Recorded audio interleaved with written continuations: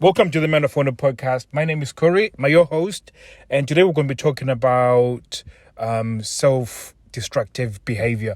And this is something that is within my life and something that I'm now working towards resolving. And this comes from a video I was watching from Julian Blanc, and he was talking about how everybody looks at self-development and they want massive change. So they listen to a program or they listen to a piece of information and they expect a massive dramatic change.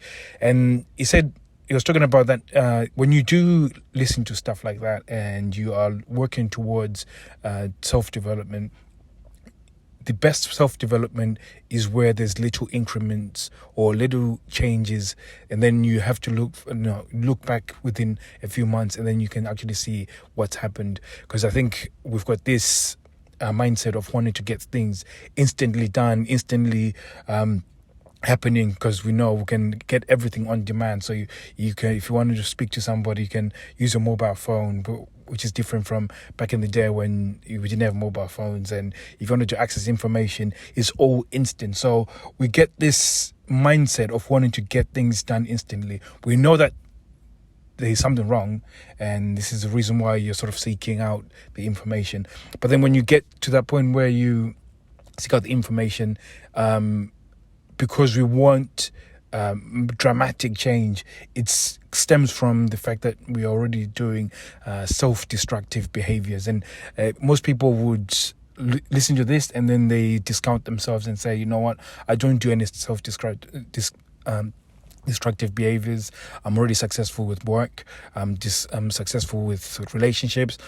But if you audit your life in terms of like now, I'm journaling things that I feel like are self-destructive. So, for instance, there's times when I before I used to watch porn and stuff like that.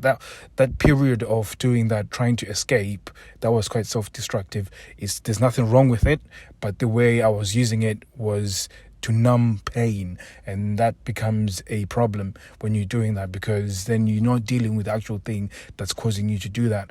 And it led into started bleeding into my relationship with my wife. So it starts creating disconnect and stuff like that. So there is a chain of things that we do that are self-destructive that now bleed into different parts of your life. So even if it was your work, if you had an opportunity to get a promotion, but then there's a bit of fear that maybe you've been overlooked a couple of times, you start doing things that are quite self-destructive in order for you not to put yourself in that position where you can be rejected again. So whether it's a fear of rejection, you do things that will stop you from actually getting there. And this becomes very important, because when you can audit your life in terms of self-destructive behaviors, these are the things that you can document and then start working towards, so that when you look back within 6 months, then you can see if you've improved. If not, then you can now sort of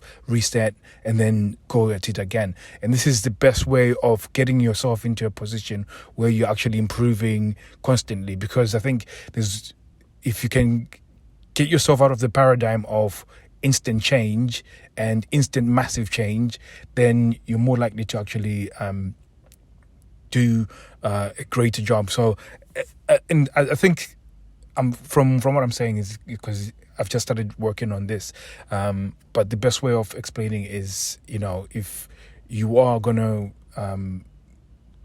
do something like this, it's something like when I played cricket before. I remember when I went in there wanting to make the biggest score, so like try and hit the biggest home run or whatever, I would struggle because I had that intention where I really needed this big outcome. But whenever I used to release myself and say, you know what, I'm just going to take my time and I'm going to make one run at a time, and really just take time to focus on just that one little step rather than a dozen loads of steps.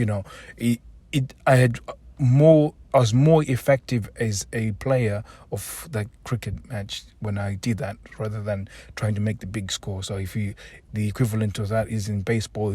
If I tried to look for a home run, it was more difficult than just placing it on a nice gap and then getting my team to all go home, that sort of thing. So it becomes very important that you work step by step. And this is really important because it's something that I had self-destructive behaviors in terms of the way I eat and the way I treat my body.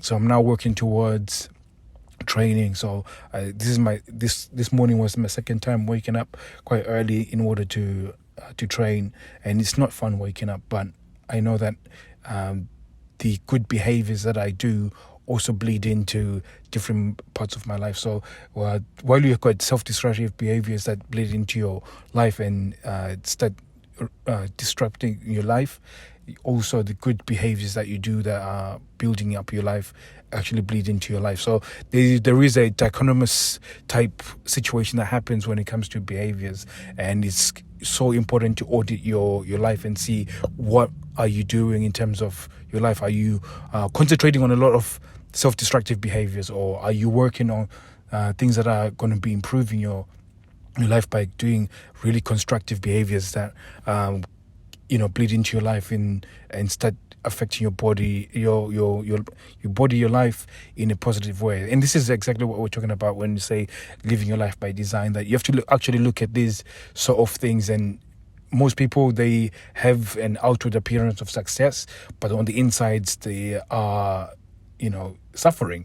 And this becomes very important to be able to figure out those suffering, what is actually coming, where is it coming from?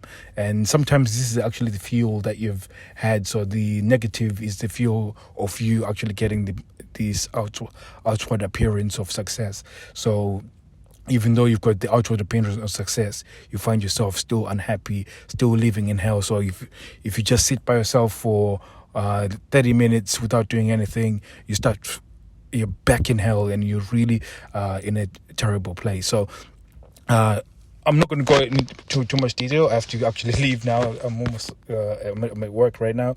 But if you want to know more information about this, please join the Men of Honor Facebook group.